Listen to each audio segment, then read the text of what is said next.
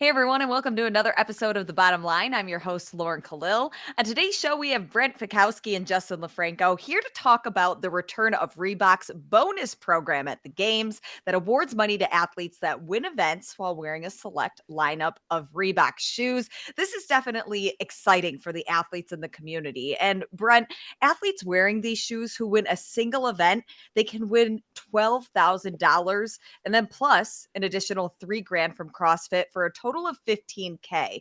Looking at that, that's the same as an overall 13th place finish at the games. How do you think this incentive adds value for these athletes, especially when you're looking at those who might not even place in the top 10 or 20 at the games? Yeah, I mean, it's super exciting. That's a lot of money, and that's US dollars, so, like, as a Canadian, that's a lot of money.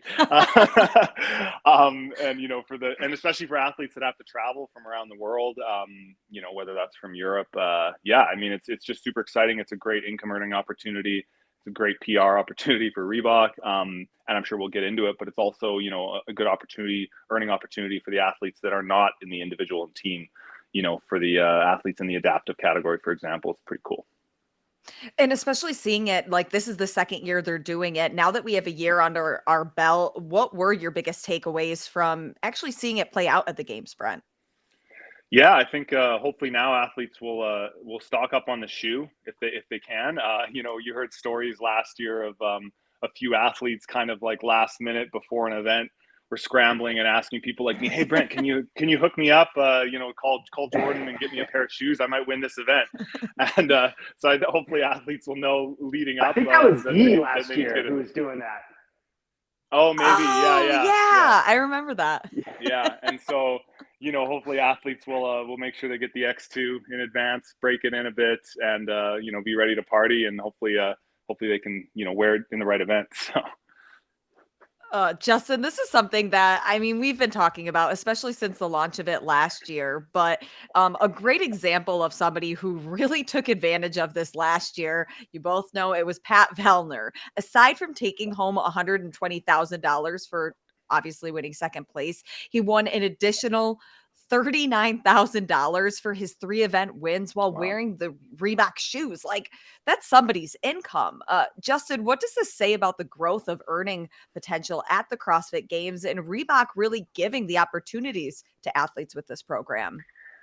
One of the things, numerically, I think you to keep in perspective is that $12,000 for an individual event win. Obviously you tack on the 3,000 that comes from CrossFit, so 15,000 per event. That would be, and that's for this year. That would be a total of $30,000 if you won 2 events. So put that in perspective. That's better than fourth place. Yeah. I mean, and the reason why I point that out is that getting fourth place is unbelievable. Now, winning an individual event is also pretty dang hard. I'm sure Brent knows that. But I remember the first year that you came in 2000, I think 2015. What did you win? Like 4 events that year, and you ended up in third place. 4 events that year as a rookie, and you go, well, geez, he got not only did he get third place overall, but he got 4 event wins. Well, that would be $48,000 just from the Reebok bonus program, plus another 12. That's $60,000.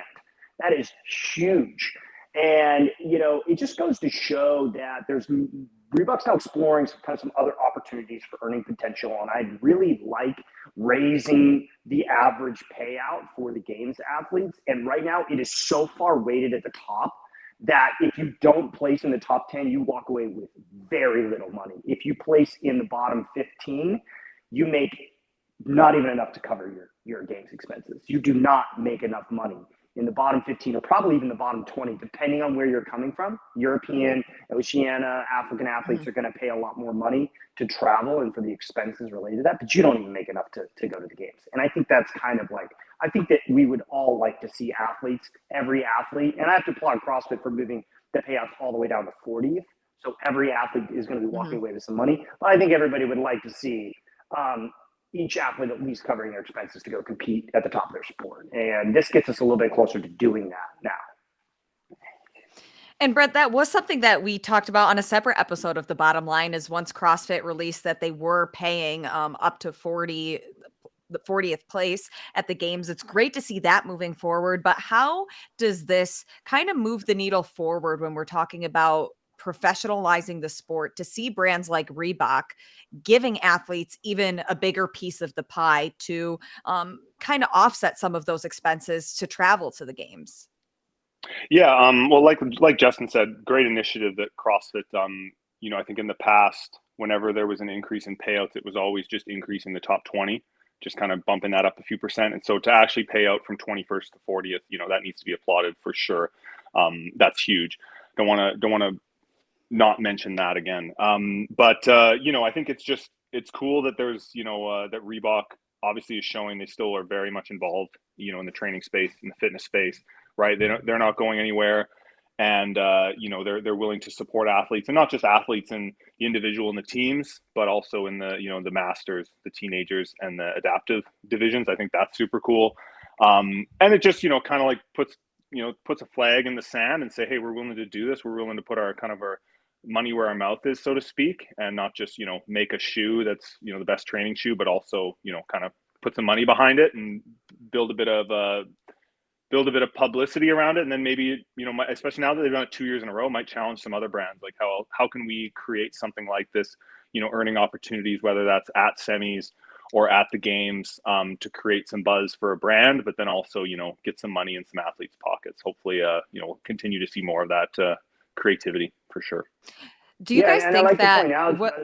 Sorry for interrupting. I'd like to point out that 232,000 of the 407,000 that Reebok paid out last year was actually to the age group and adaptive divisions. More than, it's 50. Well, I know it's more than 50%. My back of the napkin math, it can't get much better than that. But 232 of $407,000 went to non-individual, non-teams, which is crazy when you think about it, because there is a monster earning opportunity for the other elements of the sport, not just the future of the sport, the team division, but the adaptive and masters divisions, who don't have contracts. They do not have shoe deals or apparel deals in those divisions. They're paying for all this out of their own money. There are very few endorsements that exist for those athletes, and so they are really having a nice earning potential, and more than half of the money that's getting put up is going to those divisions, which I think is really cool. Now, it's also worth noting that CrossFit doesn't pay out the team divisions. They don't make any money. And so this is really the only earning potential that teen athletes have. By the way, the future of the sport, those athletes we're now seeing coming up and are challenging the top ranks of the individual side of the sport, those athletes don't actually make anything for winning the team division.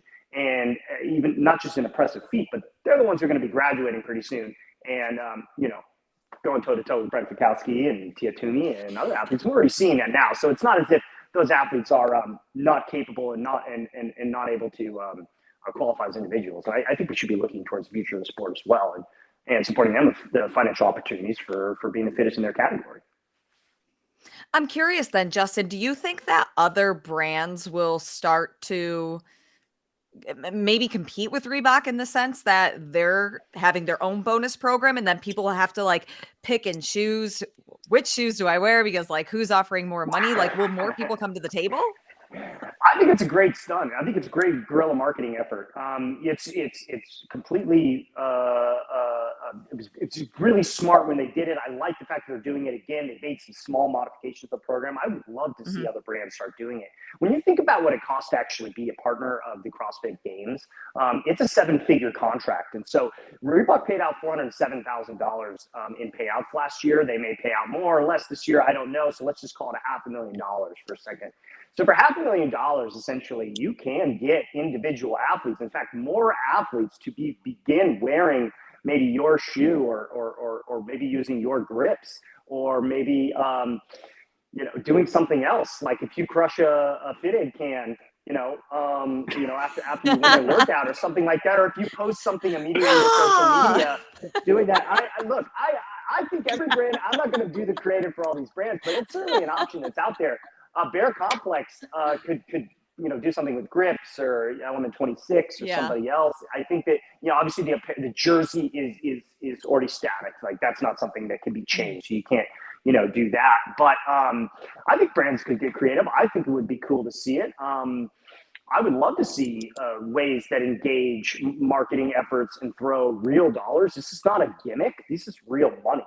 12 grand is real serious cash when it comes down to it. And obviously, and if you get a first place finish and you complete the whole CrossFit Games, the other side of it is that you're probably not going to finish in 30 to 40th place. You're probably going to finish towards the middle of the pack too. That 100 points kind of goes a long way towards helping you net out a higher payout just because you're ranking and stuff. I'd love to see other brands do it.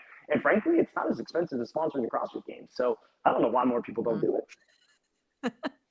So obviously this is adding more money to the pot for athletes. But Brent, we talked about it a little bit, but I want to dig deeper into looking behind the curtain. How did this add to the hype up of a specific event? Like when I'm a spectator and I'm watching the games, is there anybody that comes to mind that you were like, wow, they absolutely sold out because they knew they were going to win that event and it just added to the entertainment value?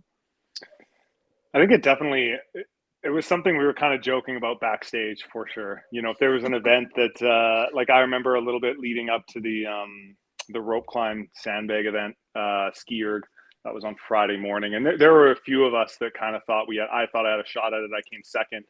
And, you know, you're kind of looking, oh, nice shoes. You know, you think you really got a shot at this, huh? Like that kind of thing going on backstage. And then obviously as soon as it was over, you know, you'd give someone a high five and you'd say, oh, baby, like, you know, you kind of, at that point, you know, the deed was done. And so there was no more trash talk. It was more like, oh, like, I'm happy for you that, you know, not only you got the points, but, you know, that big payout, yeah. We know how much that means. And, but yeah, definitely leading up to the event, you're kind of like seeing who's wearing what. And you're like, oh, okay. Like, you think you got a shot at this, huh?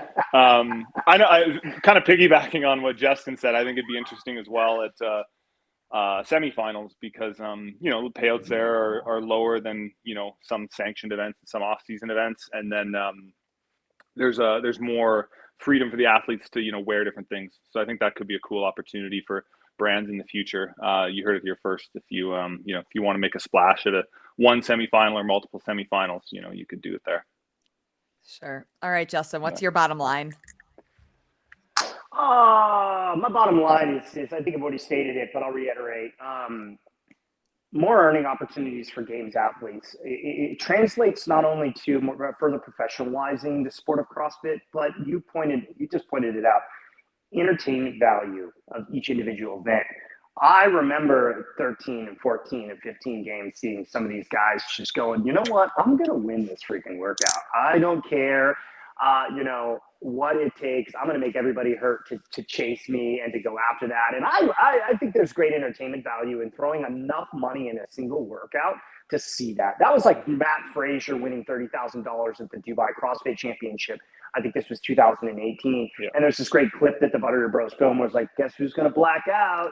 And he's the only one to finish the workout. And you're like, man, I was watching this going, there's no way this guy's going to do this. No way, no way. And they're like, damn, dude, that was cool to watch. And he was motivated by that 30 grand. He'd already won the competition outright. He was clear sales forward. He was going to win. He had a healthy margin of victory right there. And then you got to see something you would not have seen if there hadn't been a financial incentive to do that. And that's called entertainment. And sports is entertainment at the end of the day. That's what fills the seats, and people want to see good moments. They want to see highlights. They want to see things that nobody could do be done. And the incentive for doing that is saying, well, you know what? I'm going to get 12 grand if I send it. And if you have 2 or 3 people trying to do that at once, I think it makes a great atmosphere, especially for the fans that are in there. And I want more people up on their feet. And I think the athletes want more people up on their feet. And if money is what gets in there, I'm all for it. Brent, what's your bottom line? I mean, if you're an athlete competing at the games and you've qualified, first of all, congratulations. But second, you know, get your hands on a pair of Nano X2s or the NanoFlex Parafit TR if you're in the adaptive division. Cool shoe there. And and then I think you guys will have like a link, right, to sign up because you have to. You can't just wear. You have to sign up. Yeah, you have to sign up before. Yeah, link in bio.